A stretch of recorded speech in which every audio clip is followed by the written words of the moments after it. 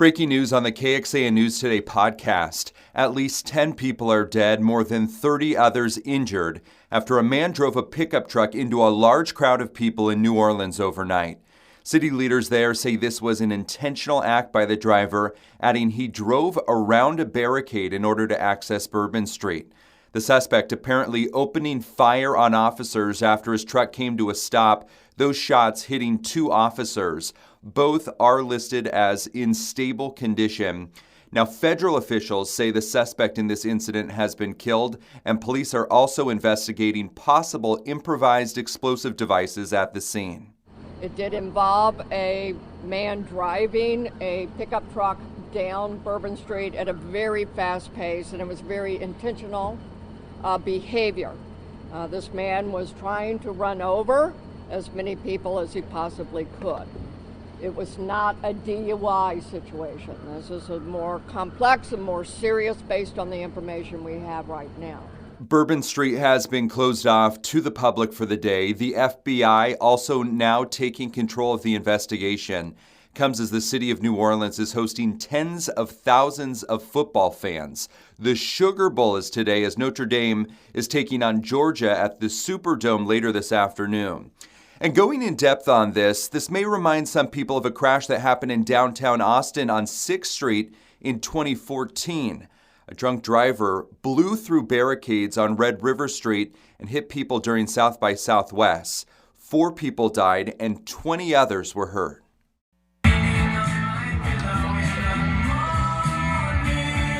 Live music, food, and drinks all perched beneath the backdrop of Austin's skyline. So, what better place to spend New Year's Eve than the live music capital of the world with local live music, a great national headliner like Third Eye Blind, and an amazing fireworks show. To make sure fun could remain the focus, police canvassed the park before crowds arrived, and APD had extra patrol officers on hand out in full force to get drunk drivers off the street. The city hosts this party every year to celebrate everything that 2024 was. And as we recognize that, the Downtown Austin Alliance recognizes the highs and lows that came this year in terms of public safety in the heart of the city. In some ways, in many ways, maybe this has been a bit of a challenging year. Bill Bryce with the Downtown Austin Alliance, or DAA, says as the Austin Police Department still struggles with its staffing numbers, the DAA implemented new measures to address lower priority incidents downtown, like harassment, loitering, and theft. We launched a new downtown safety team. We launched the Heart Austin pilot outreach program to address non-emergency homeless issues with non-emergency police or EMS resources. Next year, Bryce is looking forward to working with Austin's new police chief, Lisa Davis, who he's already met with at length to discuss safety. We've seen increased police presence downtown. We've seen police on horseback, police on bicycles, police officers on foot. That was Brianna Hollis reporting for us. Going in depth on this, an APD anti-drunk driving initiative that typically only ran on major holidays like New Year's Eve is now year-round. No refusal requires suspected drunk drivers to take a breath or blood test, even if they refuse. To make it happen, APD has a DWI specialist working at the jail each night to issue warrants that require these tests. All right, let's go out to New York. Look at this. Nature bringing in its own fireworks show. Check out some lightning strikes above the city skyline on New Year's Eve. It looks like Mother Nature wanted to be in on the party. That is impressive. Here locally, meteorologist Kristen Curry tracking our weather. Nothing like that here. Nothing like that here, yeah. In fact, we've got dry skies on radar, and we will see dry skies from start to finish today. Happy New Year to you. Temperatures much colder this morning as we are in the 30s and 40s out there. 45 here in Austin, 41 Bastrop. Look at the 30s we've got in the hill country. It's cold, friends. If you're doing anything early this morning, maybe you've got polar plunge on the calendar. Maybe you're just getting an early early start to the New Year's resolution. Got the walk in store. Look at the difference between right now and 24 hours ago. That's a good 10 to 20 degrees cooler. Now we will see recovery today. High of 61 underneath a mainly sunny sky. East northeast winds about 5 to 10 miles per hour. We're going to lose the gusty winds we had yesterday, but we will see temperatures steadily climb after today. It's a warming trend that takes us all the way through the weekend up until a strong cold front moves in. This cold front won't mess around. It's got a good cold air mass behind it, and it gives us a very interesting weather pattern as we get into next week. Confidence in the temperatures dropping high. Could we maybe see a little bit of a wintry mix included with some of that cold air? It's a possibility, and we're going to talk more about that together coming up in your First Warning forecast. Thank you, Kristen. 2025 starting with a busy morning for Austin firefighters. In Northeast Austin, firefighters responded to a house fire on Dubuque Lane. You can see here the damage. The department saying one side of the house badly burnt. Fortunately, no injuries reported. Firefighters also going out to another fire on West Crestland Drive, and you see damage to a structure here. Firefighters tell us at least one victim was treated here, 2 dogs pulled out.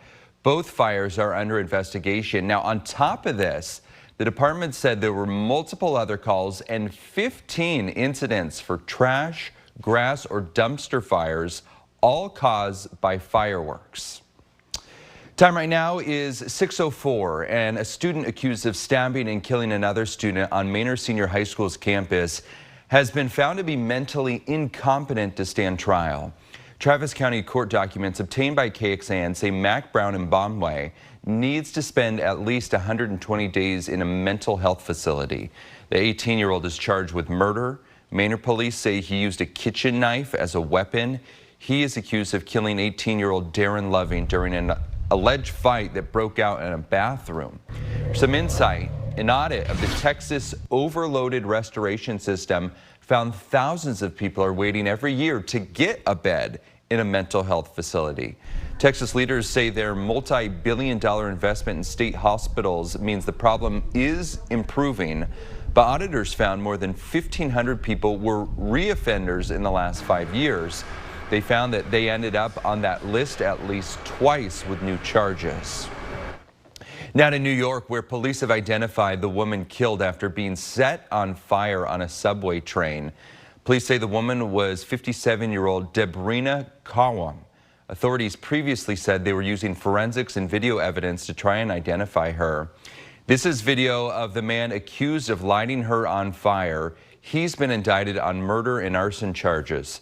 Federal immigration officials say the 33-year-old suspect is from Guatemala and entered the U.S. illegally. Just 2 weeks away from the start of a new legislative session at the Texas Capitol, Republican leaders say providing vouchers for families to pay for private education with public money is a top priority. After years of failing to pass this in the House, Governor Greg Abbott believes there are enough votes to pass it this year. Democratic leaders say they're going to be working to address affordability issues in the state. We have technically 11 items that we are going to be focused on during the session, and it starts with the border security, election integrity, all the way down to property tax reform. They want Republicans and Democrats to come together and figure out how to lower costs and make it affordable to live in this state once again. The legislative session begins on January 14th. Texas Supreme Court dismissing a state bar complaint targeting a top official in State Attorney General Ken Paxton's office. It alleged that First Assistant Attorney General Brent Webster violated state ethics rules, claiming he lied to the U.S. Supreme Court in an attempt to overturn the 2020 presidential election. The State Bar Commission filed a similar complaint against Paxton, but that ruling made no mention of Paxton's appeal. Austin homes not selling the way that they used to. This according to a recent report from real estate company Redfin. KXAN's Sarah Alshea provides some more context on what's changed. 62.4% of Austin homes sat on the market for 60 days or longer without going under contract in November. New data from real estate company Redfin. Local realtors say several different factors could contribute to the situation. It is traditionally the low season. Q4 of the year, maybe even into January. But also the interest rates are still high. They just didn't come down like many people were hoping. The truth is this, is that a home will sell within one day if it's priced correctly. And so ultimately, though, the thing is that a seller has to be willing to accept that price. Redfin's report says, quote, Florida and Texas have been building more homes than anywhere else in the country, which is one reason inventory and thus stale listings are on the rise. Realtors point to the construction boom that started during the pandemic. Everything that we're seeing right now that's hitting the market is because of things that happened 2 to 4 years ago. The 2021 boom was largely influenced by everybody going to remote work. So now you see a lot of these people being called back to the office. The Austin Board of Realtors released a report earlier this year that flagged a substantial growth in active home listings. Despite some homes taking longer to sell, realtors remain optimistic going into the new year. Ultimately, jobs are what are going to attract people to Austin, and the Austin market is still creating and attracting jobs. I do think we're going to see a little bit more movement as we get into the new year. Sarah Alsha, KXAN News.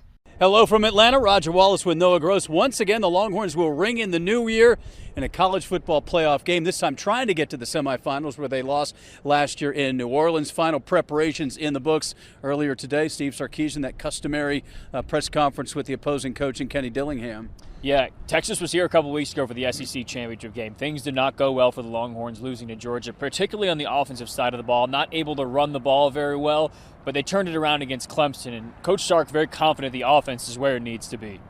The SEC championship game was, in my opinion, a little bit of an anomaly where we got away from it and it just didn't come to fruition the way we would have liked. But if you look at the last month and a half of the season, I think our balance is where it needs to be.